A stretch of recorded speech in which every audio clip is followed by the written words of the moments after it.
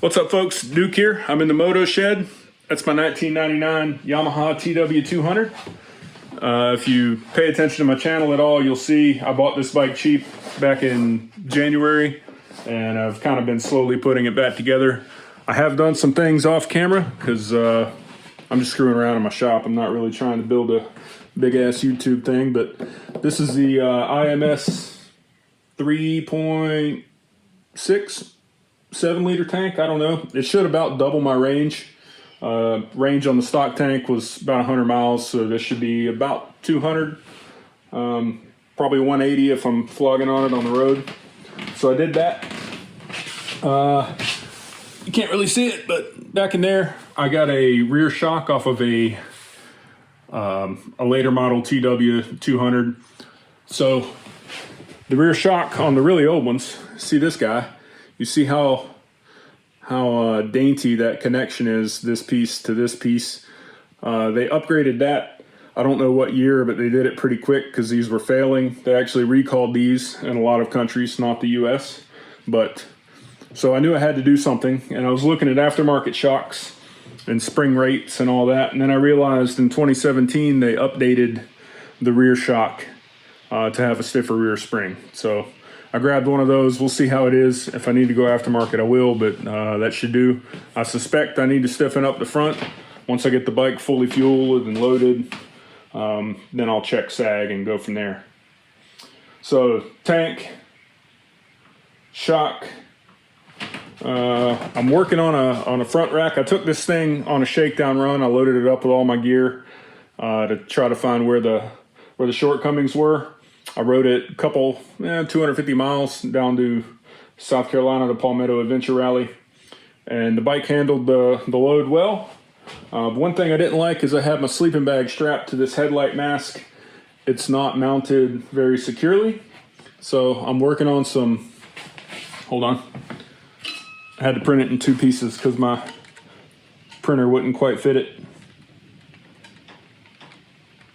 And it's set there, there we go. Anyways, so I wanted a front rack. The rack that I wanted is made by a company called Man Racks, or I guess it's a dude out in California. It's a tubular rack. It looks real nice. It mounts right here. Trouble is, he doesn't communicate well. I went on his website to order a rack. There's no link to order it. I sent an email, said, hey man, I want to buy one of these racks. He doesn't say any words. He just sends a picture.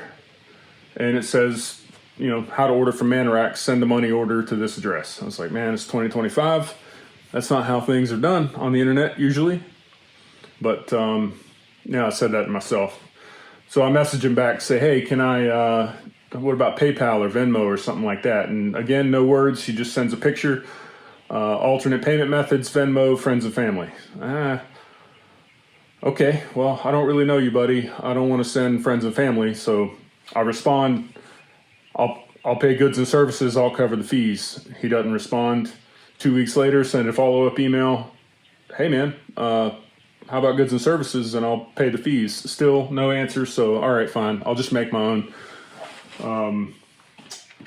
Let's see, Bradley Performance, they make one that's a lot like this. The rack, instead of sitting here, theirs is way up here. I don't really want the weight up that high. It's not much weight, but still, try to keep it tight to the bike. I really want it to sit right here. So that's what I'm building. I've got the other side printing right now, and then I'll do the front piece, make sure I'm pleased with it, and then I'll get it laser cut. I'll use send, cut, send or something like that. Make a couple bends, and Bob's your uncle. That's good to go. So sleeping bag is going to go up here. The other luggage hurdle is I put a cycle rack, rear rack on it, and my duffel bag that I always use for camping. The bike just really didn't handle that well. At high speeds, it was dicey. So I played around with a few different luggage options. My buddy Ben, he runs Moto Camp Nerd. He has a handful of different luggage options. So I grabbed some of those to try out, and I didn't really like how any of them fit on this bike. But this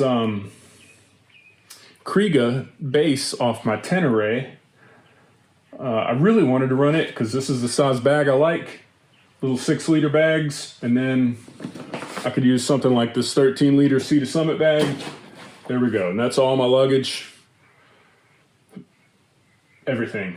You know, camping gear, tools, spares, everything except the sleeping bag, and the sleeping bag can live up front. And then I got this, that's mostly empty, so I can put food in there or whatever I pick up along the trail. So I tried this at first, and it didn't really fit because the rear foot peg, passenger foot peg mount is not symmetric on these bikes. So if I put it around here, this strap on these bases is not adjustable. So if I put it around here, the thing sat all crooked. It just didn't work out well. But my buddy Adam at Green Chili Adventure Gear, he makes these tie downs. I tried the giant loop tie downs because they're open. Let's see. Grab one of those. Oh, they're back here. These, they're open right in the middle, so you can slip the strap through. Adam's are not, so I took a hacksaw, I cut that, made this work. So I'm real pleased with this. I might redesign a little bit since I'm playing with sheet metal, but this is the key enabler, as you would say, of putting Kriega on a Tenere. So you need one of these, and then you need a couple others. These happen to be giant loop, but Green Chili would work as well. And then the way to mount it, this is the way that Tusk mounts it. Where's my, there it is. So the Tusk rack, I was watching an install video. You like this first person, this, I guess this is third person view? I don't know. So if you look here, these screws coming up, they're not accessible. Let me spin you around. So these little screws coming up, there's no fasteners here. The only thing you can see from the top is these guys. But I was watching a Tusk rear rack install video, and they instruct you to remove this fastener.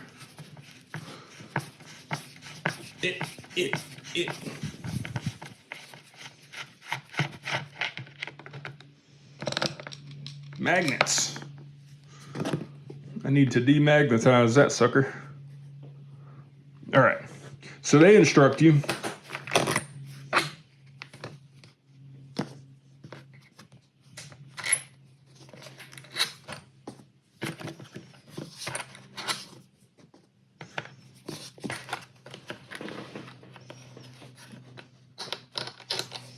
there we go. So they instruct you, take this off, and then there's a bolt, there's a threaded like a weld nut or something back here on a piece of steel. You can see right there. So you back this out, you run a longer one in there, you make a mark on this guy, and then you drill a hole. And that's how their rack mounts. Now, this is, you're sandwiching plastic. So if you're gonna do that, you're gonna have a hard time getting the right clamp load in your bolt. So to mitigate that, and also, you know, that thing's kind of cantilevered up, and since the Kriega racks are pulling it forward, I put on a fender washer. I am bigging these holes. It's a little finicky to do one-handed, but we're gonna try.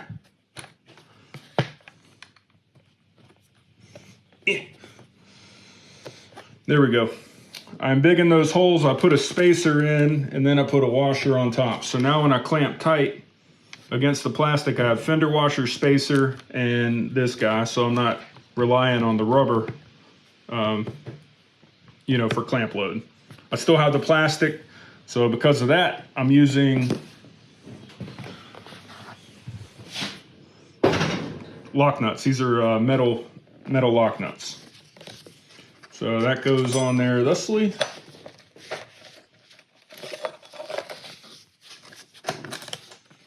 And you run it down. You know, all right, so that's cool. That works well. Problem is, whoops.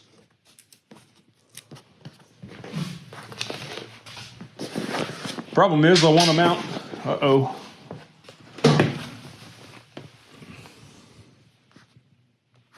stay right there. Problem is I want to mount a bag right here, and now I have these sharp little guys sticking up, just waiting to wreck my bag.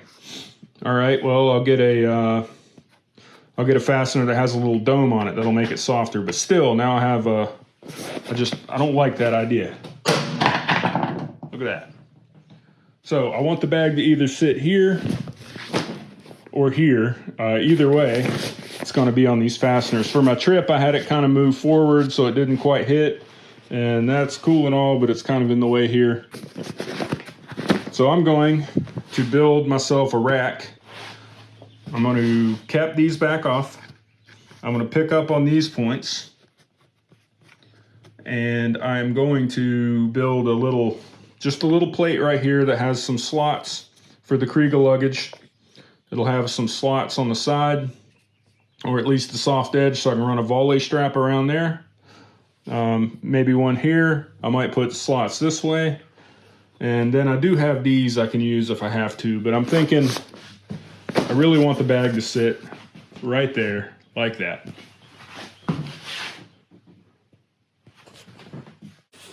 So that's a lot of words. Let me show you how I do it. All right, so in the absence of a 3D scanner, I'm going to snap a photo as straight on as I can get. There's going to be some parallax from the camera, but for something this small and not that critical, I can get away with this.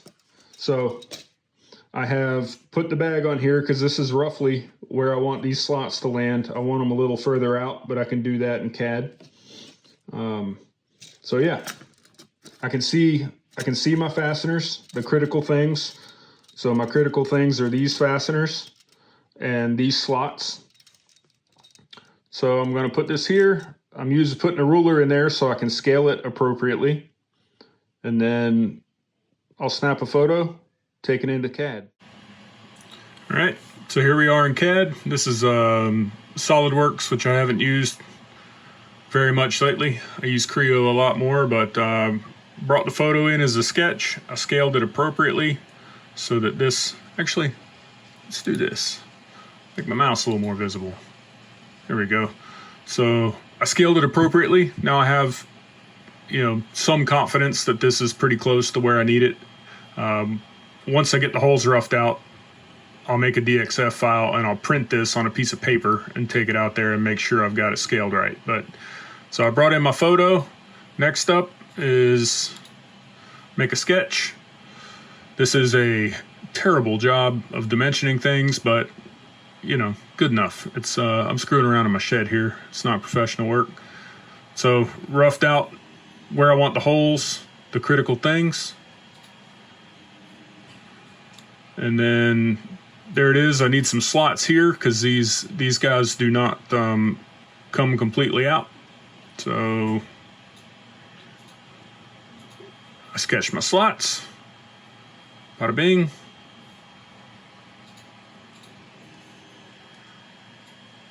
And then added some fillets. Fillets is the word for like a radius edge.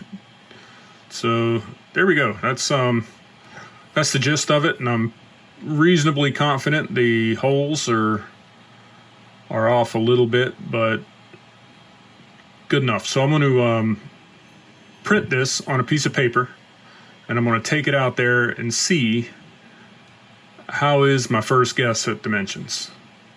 So that's what we'll do. All right, so I made a little trash drawing. Gonna print it. Never mind the mess.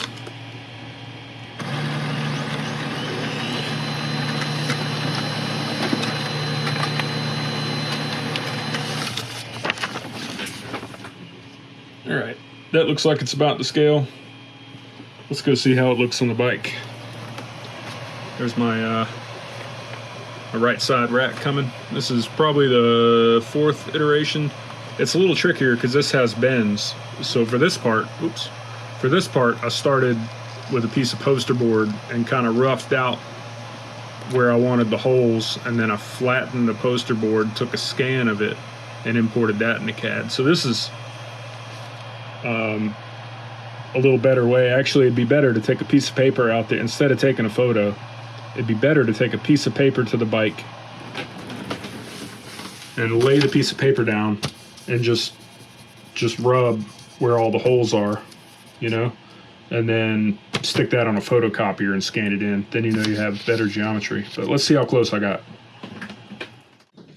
All right, so there's my pattern. But while I was getting my shoes on, that print finished. So now my rack support is done, and one dimension I was not sure of was this dimension. I estimated it to be 11, and it looks like we're a little bit more than that. Granted, this is a 3D printed part, and it's moving around. Actually, now that I look at it, you can see it kind of comes down and then swoops out. So I need to move this hole closer to that bend, which is suboptimal. But I want it to look straight. Do I put a little spacer up here maybe? I don't really want to use a spacer there. That's why this hole is so big, because I have this little nub right here, and it sticks out into the plane that would be occupied by this bracket. Because I'd prefer this hole be smaller, then I could shrink these two sides. But it sure does look a little off, doesn't it? I'll tell you what I'll do, I'll put a little slot there. We have a little room before we get to that fillet.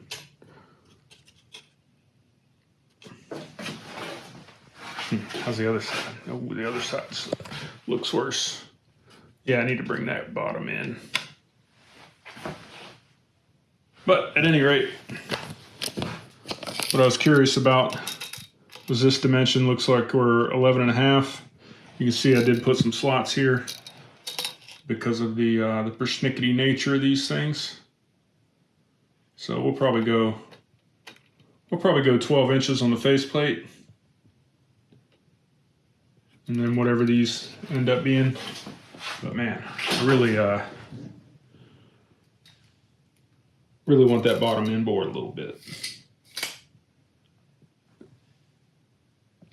All right, let's see how we fared back here. I got some stuff to get out of the way.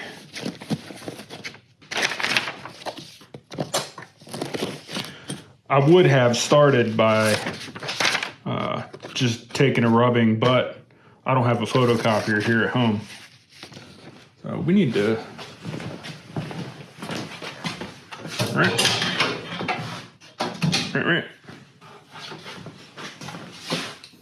I have somewhere, I have a little tripod head that fits on there.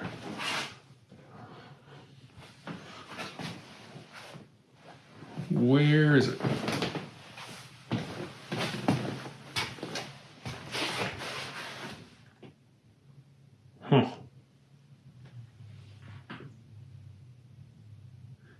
Oh well, I'll just set you down for a minute. Hang tight. All right, so there's my pattern. I don't know where my little guy is to hold my phone, so I hope you don't mind. I did it while you weren't watching. Basically, I lined up this fastener, you know, bingo bango, pressed down on it, came over here, did the same in the back. It's damn close, but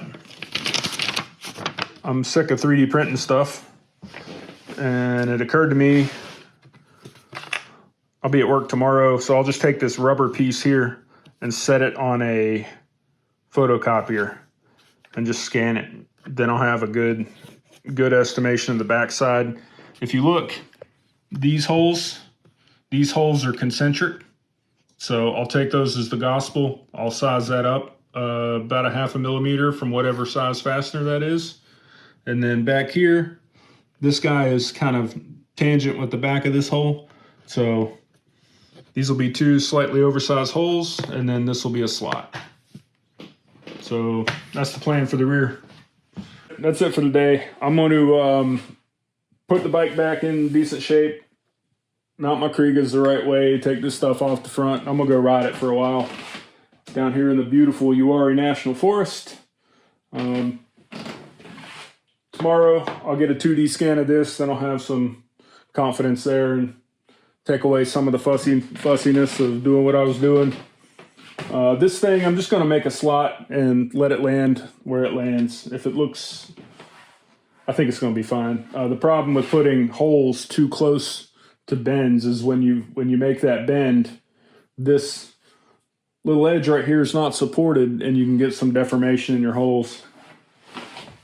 So I'll put it as close as I think I can get away with. Probably, I don't know if I can get away with one material thickness.